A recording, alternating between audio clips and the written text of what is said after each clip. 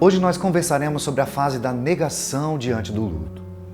Aquele momento em que não queremos aceitar o que aconteceu e passamos a negar a passagem.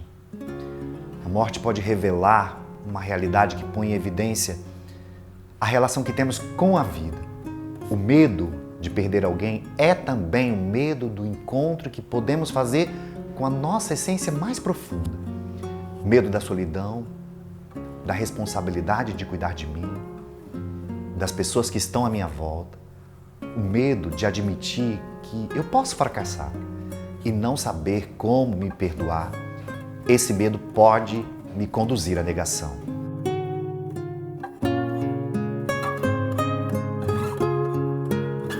A grande verdade é que passamos boa parte da nossa vida andando de um lado para o outro sem acreditar em nenhum momento na nossa morte ou na morte daqueles que nos são mais próximos.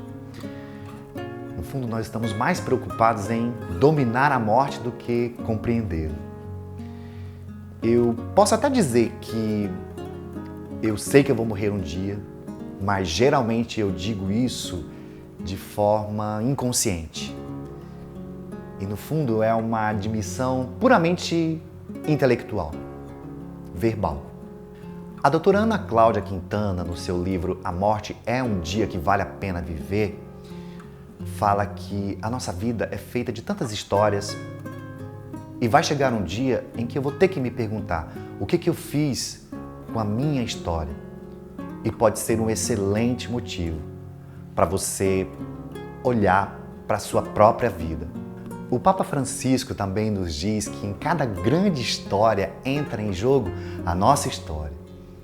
É o Espírito Santo que escreve no nosso coração e renova em nós a memória daquilo que somos aos olhos de Deus. Aceitar a perda tem uma função vital na nossa vida que continua. É difícil partir para uma nova viagem se nós ficamos emperrados naquele e se.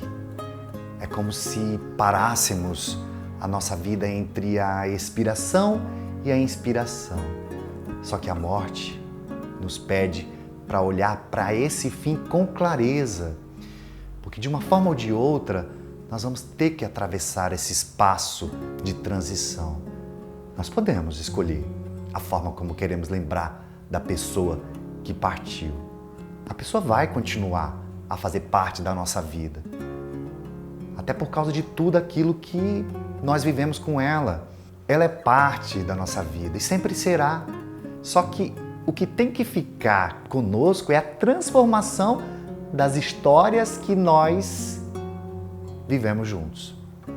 Quando existe amor, a morte vem, mas não mata esse amor. O amor não morre. A fase da negação também está intimamente ligada ao sofrimento. E nós evitamos o sofrimento por pensar que ele é para sempre. Um exercício? Olhe para o seu sofrimento e diga: eu estou sofrendo, mas eu não sou esse sofrimento. Essa dor vai passar. E se tudo que você tiver vontade de fazer é chorar, chore. Permita-se. Algumas pessoas até com a maior boa vontade, quando se aproximam da gente nesse momento delicado, querem dizer pra gente não ficar triste ou não chorar.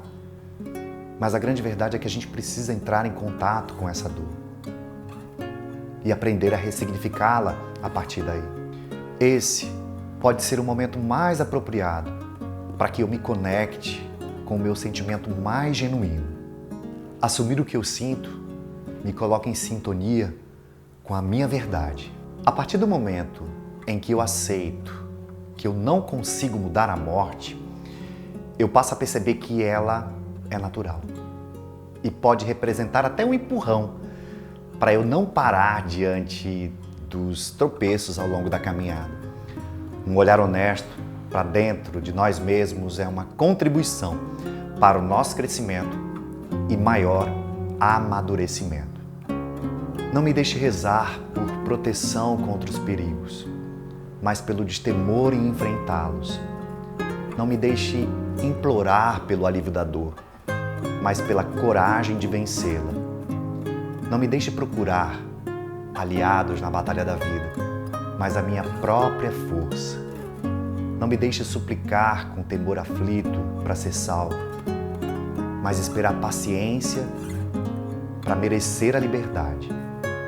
Não me permita ser covarde, sentindo sua clemência apenas no meu êxito, mas me deixe sentir a força de sua mão quando eu cair.